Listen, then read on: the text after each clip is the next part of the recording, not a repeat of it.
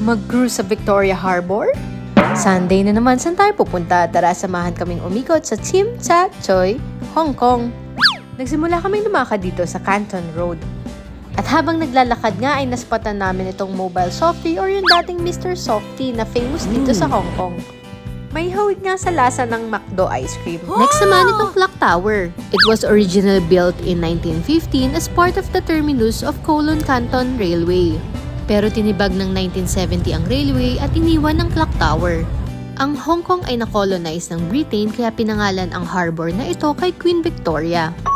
Ang kinuha naming time for cruising ay around 6:50 p.m. May kasama na nga pala itong free drinks and snacks. Ang duration ng boat ride, 1 hour.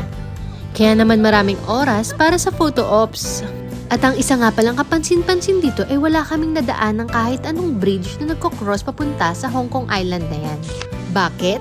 Para maiwasan na mablock ang mga giant cargoes dahil vital ang port na to. Kaya naman isa sa main transportation nila ang MTR Underground Railways. After nga ng 1 hour boat ride, saktong-sakto kami para sa schedule ng Symphony of Lights. Ang Symphony of Lights sa Victoria Harbor ay nakuha ang Guinness Book of World Records as the world's largest permanent light and sound show. So siya, hanggang dito na lang!